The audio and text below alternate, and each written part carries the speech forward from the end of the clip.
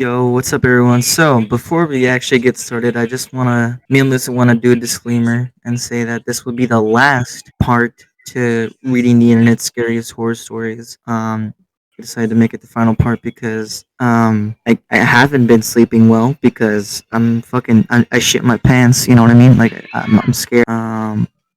So now if you haven't seen Lucid's community post, Lucid, you can explain to them why we haven't uploaded the video.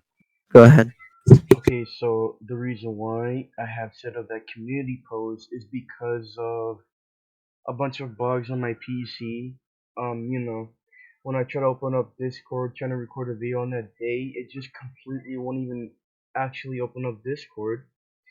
So that's why I have to set it up on the community post about that.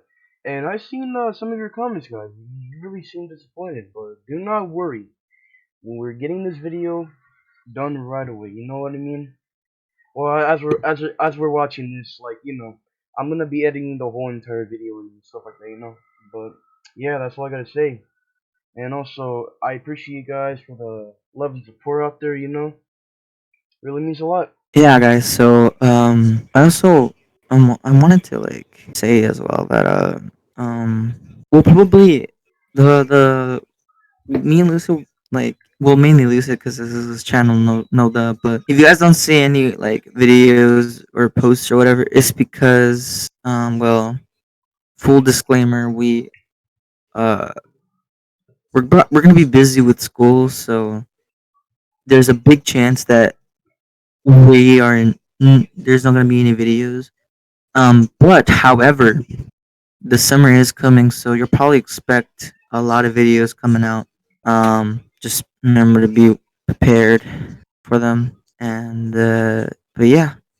So now we are going to talk about, of course, reading the internet's scariest horror stories. The final chapter. Abandoned by Disney. A Disney theme park known as Treasureland in Bakers Bay, Bahamas, was abandoned by Disney. This was after a failed 30, $30 million construction project, and it has been since become known as a ghost town. One one individual foolishly ventured into the eerie darkened park to explore. The chilling experience took a turn for the worst when he entered the mascot's only area. Inside he discovered a number of Disney costumes. But there was one costume, a Mickey Mouse costume, that was laid out in a way that was a little bit more sinister than the others. The costume appeared itself to be a murder victim, as the man attempted to take a photo. The Mickey Mouse costume sprung to life. Quote unquote, "Wanna see my head come off?" The costume asked, and without waiting for an answer, the costume began to tear at his own head and neck. Thick, chunky yellow blood spilled everywhere, and the man turned and ran away. Noting that above the door to the mascot's only area was written, quote unquote, "Abandoned by God." He never went back, and it's unknown if the Mickey Mouse costume is still there waiting for his next visitor. The Other Watcher.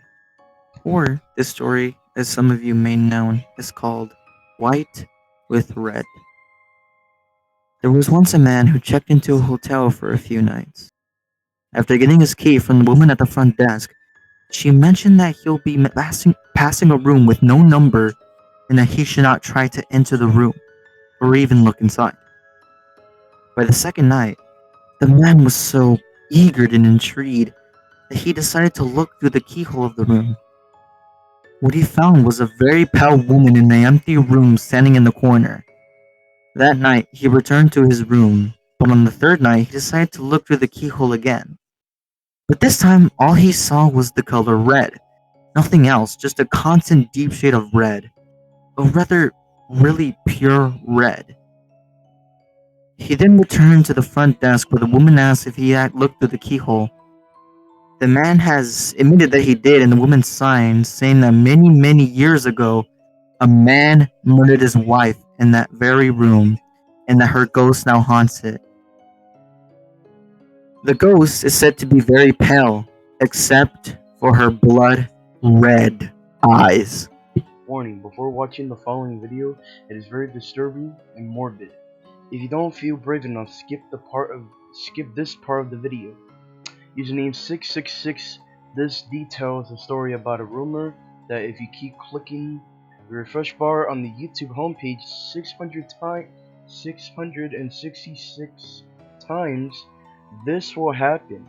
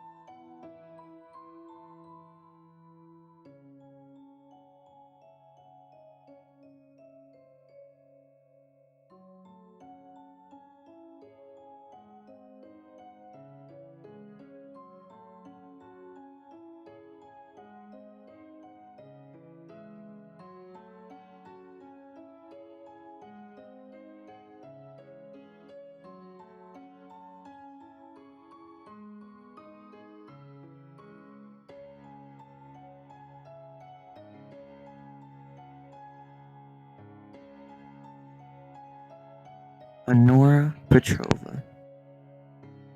Honora Petrova was apparently one of the most promising and very inspiring figure skaters in the United States.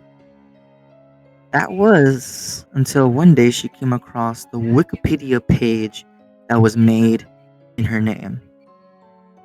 Oddly enough, the Wikipedia page, instead of reporting on what she had done throughout her recent career, it also predicted her winnings prior to her competitions. Everything was seemingly going okay until Nora decided to edit her own Wikipedia page in order to guarantee herself a win. From there, her life just spiraled out of control in a series of terrible events. First thing that happened was that a freak accident involving a performer's blade breaking off their skate and firing into the stands where she had been sitting and leaving Honora disfigured. This happened predicted in her Wikipedia page as well. Things became worse and worse, and eventually her Wikipedia page updated itself with Honora Petrova as a pathetic little orphan. Her family is dead and left with nothing. Her life eventually was snuffed out when her Wikipedia page updated itself and pronounced her dead. It was never known who or what was behind those fatefully accurate updates on her Wikipedia page. No End House. A young man named David Williams was up to a challenge. He was going to be given $500 if he could make it through the haunted house, all by himself. But upon entering what was called the No End House and facing unspeakable horrors, he quickly regretted his decision. He was attacked by biting insects. He had to interact the terrifying apparition. What was it again? Apparitions. Apparitions and beasts, and he even had to witness the own murder of his parents. But through it all, David eventually makes it to what he believes to be the next to final room, room 8. In this room, he finds an exact clone of himself, seated in a chair with a knife nearby on his clone's chest, with the number 9. David is forced to essentially kill himself in order to escape, although he gets his hands on the $500 exit prize. He eventually drives home, only to realize that the number 10 is etched into his door, and all he can do is laugh, and as he realizes there is no end to no end house. Squidward's suicide. Told by a former intern at Nickelodeon Studios, this creepypasta tells the story of an unnarrated episode of SpongeBob SquarePants that the intern had found. Instead of a kids' cartoon show, he and the crew with him are treated to an unsettling episode featuring the character Squidward. For some unknown reason, everyone in the episode seemed to have red, realistic looking eyes. It soon cuts to Squidward sitting on a bedside crying over a failed concert that he had put on. So overwhelmed by this, along with the terrible negative feedback that he received, he then takes his own life with a shotgun in full gory detail. Then, a single still frame of a dead child mangled on the road is shown. Adding to the horror, a faint voice cuts to the animation and the sound of someone laughing can be heard. Mr. Widemouth. Sick with a case of mono, a 5-year-old boy developed an imaginary friend with a wide-mouthed grin. To help him cope with his illness, the bored and lonely child enjoyed the company of Mr. Widemouth, who soon came up with a game to play, leaping from the second story of his home. Mr. Widemouth continued to try to get the young boy to do other extremely dangerous things, including juggle knives. Likely despite Mr. Widemouth's suggestions, the boy continued to refuse. One of the strangest refusals that the boy recalls is an instant that Mr. Widemouth suggested that the boy follow him down the trail, which he also refused. Years later, that boy became a young man and decided to travel down that very path, only to realize that it led to a graveyard filled with many children's tombstones. My dead girlfriend keeps messaging me. A young man named Nathan was having a hard time coping with the passing of his girlfriend Emily, unable to come to terms with deleting her off his Facebook. One day he received a hello from her in the form of a Facebook message. He was originally thinking that her account was hacked, he disregarded it. That was until a barrage of nonsensical messages followed, as well as tagging herself in pictures that she was not visible in. Nathan realized that the messages that he was receiving were simply recycled portions of previous chats that the couple had had in the past, which was a reason for alarm. That was until a message with the word freezing came through. That was in fact the last message that Emily had ever sent to Nathan while she was still alive, and only he knew of it. Distraught, Nathan understandably went to seek help, but before leaving his computer, got a final notification of being tagged in a picture with Emily. It was of him, in his room, at his computer, posting the story online. The SCP Foundation. The Secure, Contain, and Protect Foundation that first appeared in 2007 and is made up of numerous doctors, researchers, and agents. Their goal is to understand